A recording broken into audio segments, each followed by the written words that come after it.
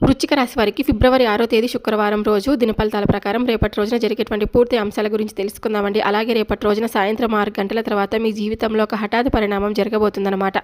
ఒక వార్త, ఒక కాల్ కానీ, ఒక మెసేజ్ కానీ మీ మనసును ఒక్కసారిగా షాక్కి గురి చేసే సమాచారం అనమాట ఇది. మీరు ఎక్కడ ఉన్నా సరే, ఏ పని చేస్తున్నా సరే ఈ వీడియోని చివరి వరకు తప్పకుండా చూడండి. ఎందుకంటే లాస్ట్లో మీ జీవితాన్ని మార్చే ఒక చిన్న శక్తివంతమైనటువంటి పరిహారం కూడా తప్పకుండా చెప్తాను. దయచేసి ఛానల్ని సబ్స్క్రైబ్ చేసుకొని నాకు సపోర్ట్ అయితే ఇవ్వండి. వీడియోని లైక్ చేయడం మాత్రం మర్చిపోద్దండి. మీ సపోర్ట్ మీకు ఎప్పుడు కూడా మాకు బలంగా ఉంటుందన్నమాట. ఛానల్ని సబ్స్క్రైబ్ చేసుకొని ఇంకొంతమంది వృశ్చిక రాశి జాతకులకు తప్పకుండా షేర్ చేయండి. వృశ్చిక రాశి రాశి చక్రంలో 8వ రాశి అండి. వృశ్చిక రాశికి అధిపతి దేవుడు కుజుడు, మంగళ గ్రహం. కొన్ని సాంప్రదాయాలలో కేతు సహాధిపత్యం అని కూడా చెప్తారనమాట. అందుకే వృశ్చిక రాశి వారి శక్తివంతమైన సంకల్ప శక్తి, లోతైన ఆలోచన, బలమైన మనోధైర్యం, తీవ్రత, ఎమోషనల్ డెప్త్ లక్షణాలను కూడా కలిగి ఉంటారనమాట. వృశ్చిక రాశి ఎప్పుడు కూడా వృశ్చిక రాశిలో పుట్టినటువంటి వారు చాలా ధైర్యంగా కూడా ఉంటారండి. విశాఖ నక్షత్రం, అనురాధ నక్షత్రం, జ్యేష్ఠ నక్షత్రం, ఈ నక్షత్రాల్లో పుట్టిన వారందరూ కూడా వృశ్చిక రాశి వారి కిందికి పరిగణించబడతారనమాట. వృశ్చిక రాశి వారి స్వభావం ఎలా ఉంటుందంటే కనుక మాటలు తక్కువ కానీ లోతైన ఆలోచనలు చాలా ఎక్కువగా ఉంటాయండి. నమ్మకం ఉంటే ప్రాణమైన ఇస్తారనమాట. మోసం అయితే ఒక్కసారి కూడా జీవితాంతం దూరం పెడతారని కూడా చెప్పుకోవచ్చు.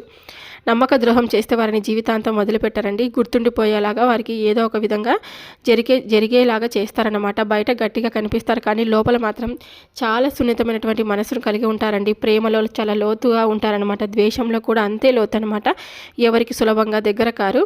దగ్గర అయితే మాత్రం పూర్తిగా అంకితం అవుతారని కూడా చెప్పుకోవచ్చు అనమాట. బాధను ఎప్పుడు కూడా బయట చూపరండి. లోపలే మోస్తూ ఉంటారు. దేవుడిపై నమ్మకం చాలా బలంగా కూడా ఉంటుందన్నమాట. వృశ్చిక రాశి వారు నిశ్శబ్దమైన శక్తిని కలిగి ఉంటారు. అంటే సైలెంట్ పవర్ అనమాట. ఈ యొక్క రాశి వారికి సైలెంట్ పవర్ అనేది చాలా ఎక్కువగా ఉంటుంది. మీ జీవితంలో రేపటి రోజున ఒక ఆగిపోయినటువంటి విషయం కదలడం కానీ, ఒక అడ్డంకి తొలగిపోవడం కానీ, ఒక సమాధానం రావడం కానీ, ఒక వ్యక్తి నుంచి సపోర్ట్ రావడం కానీ, ఒక సమాచారం మీ భవిష్యత్తు దిశ మార్చడం కానీ, ఇవన్నీ కూడా రేపటి రోజున మీకు తప్పకుండా జరుగుతాయండి. సాయంత్రం 6 గంటల తర్వాత ఒక వార్త వస్తుంది. ఆ వార్త మీ భయాన్ని పూర్తిగా తగ్గిస్తుందని కూడా చెప్పుకోవచ్చు. మీ నమ్మకాన్ని పెంచుతుందన్నమాట. మీ ఆలోచన మారుస్తుంది. మీ మనసుకు కూడా ఊరటనైతే ఇస్తుందన్నమాట. ఇంకా ఉద్యోగం, ఆర్థిక పరంగా చూసుకున్నట్లయితే ఒక అవకాశం దారితీస్తుంది అని కూడా చెప్పుకోవచ్చు. ఒక మాట మీ ఫ్యూచర్ ప్లాన్ మార్చేలా కూడా ఉంటుందని కూడా చెప్పుకోవచ్చు.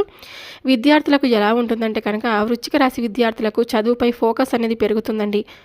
ఇంకా ఒక క్లారిటీ వస్తుందన్నమాట. కన్ఫ్యూజన్ పూర్తిగా తగ్గిపోతుందండి. ఒక మంచి మార్గదర్శనం మీకు తప్పకుండా లభిస్తుందని కూడా చెప్పుకోవచ్చు. టీచర్ గైడ్ నుంచి సపోర్ట్ మీకు వస్తుంది. పోటీ పరీక్షలు, ఇంటర్వ్యూలకు ఈరోజు మానసిక బలం మీకు తప్పకుండా పెరుగుతుందని కూడా చెప్పుకోవచ్చు. ఇక వృశ్చిక రాశి వారికి దాంపత్య జీవిత పరంగా రేపటి రోజున చిన్న అపార్థాలు పూర్తిగా తొలగిపోతాయండి. కమ్యూనికేషన్స్ పెరుగుతుంది.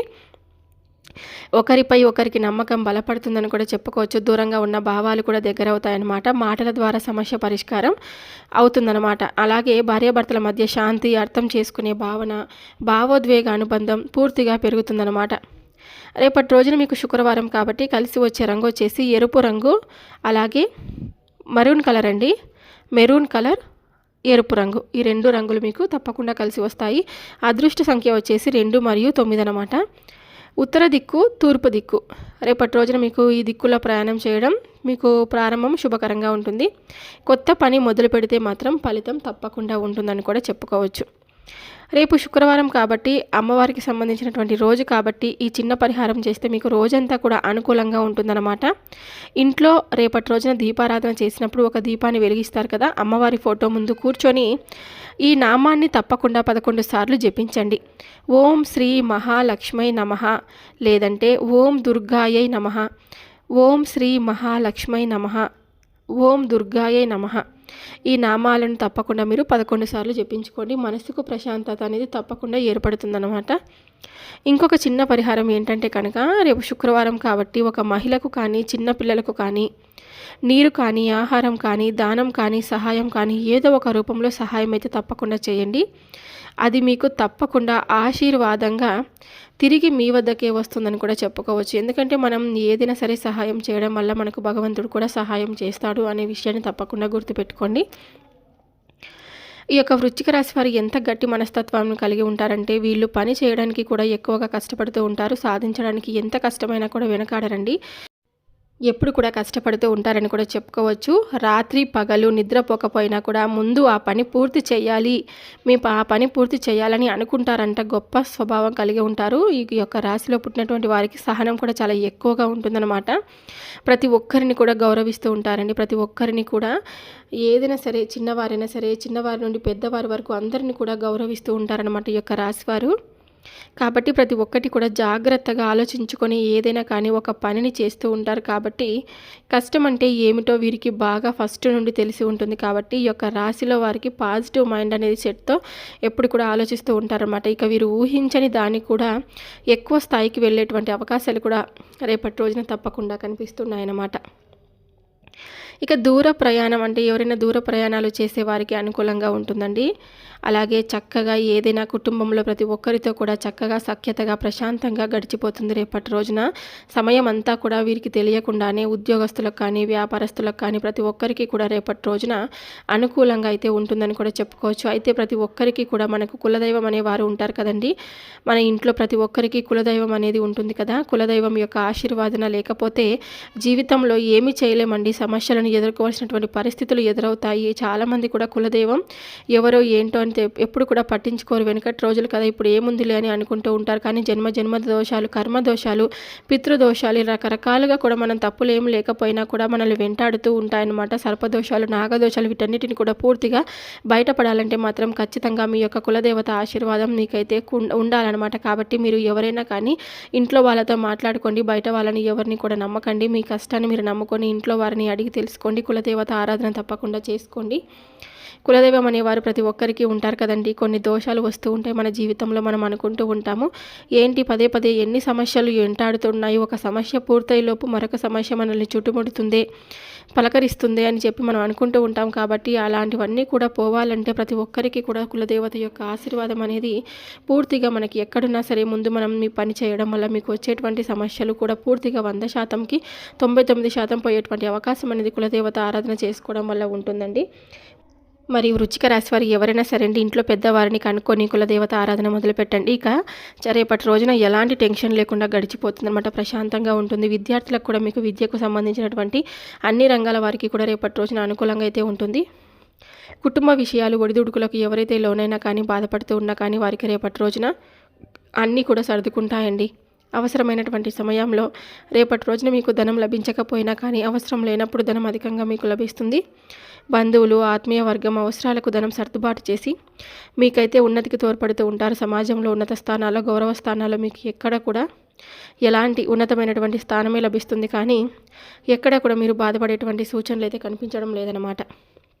ఇక ఏకపక్షంగా పొరపాటున తీసుకున్నటువంటి నిర్ణయాల వల్ల కొన్ని ఇబ్బందులకు అయితే కలుగుతాయి. కాబట్టి ఏదైనా కానీ పెద్దలను ఒకసారి సంప్రదించి వారికి ఏదైనా ఒక మాట చెప్పి తర్వాత మీరు సొంతంగా నిర్ణయాలు తీసుకోవడం వల్ల మీకు అనుకూలంగా ఉంటుంది. ఇక ఆ తర్వాత సమాజంలో పేరు లేని వారికి కూడా గౌరవించి విమర్శలకు గురి అవుతూ ఉంటారు రేపటి రోజున. కాబట్టి ఎవరికి ఎలాంటి మీకు సంబంధించినటువంటి విషయాలు కానీ కుటుంబ విషయాలు కానీ ఎవరితో కూడా చెప్పొద్దు. ఇలా చెప్పడం వల్ల మీకు ఏదైనా కానీ సమాజంలో కొంచెం విమర్శలకు లోనయ్యేటువంటి ఛాన్సెస్ అయితే చాలా ఎక్కువగా కనిపిస్తున్నాయి.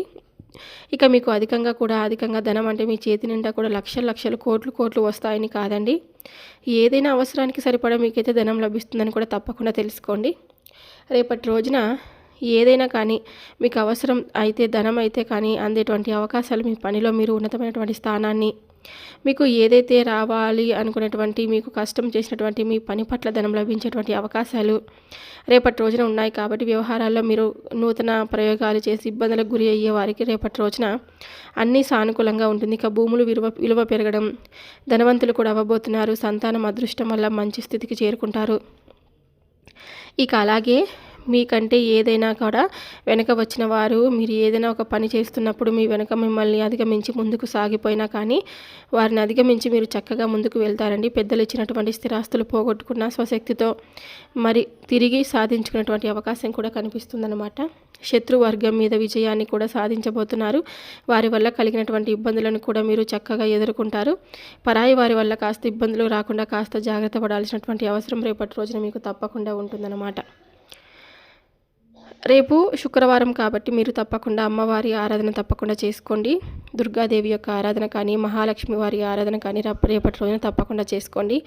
లలితా సహస్రనామాలు చదువుతుండండి. అలాగే రేపటి రోజున మీ ఇంట్లో కానీ, అంటే ఇంట్లో ఫోన్లో కానీ లేకుంటే టీవీలో కానీ అమ్మవారి యొక్క నామాన్ని ప్రతిధ్వనించేలా గట్టిగా అమ్మవారి నామాలను తప్పకుండా వినండి. మీకు నెగిటివ్ ఎనర్జీ పూర్తిగా తొలగిపోతుంది. ఈ వీడియో నచ్చితే తప్పకుండా లైక్ చేయడం మాత్రం మర్చిపోదండి. Thank you for watching.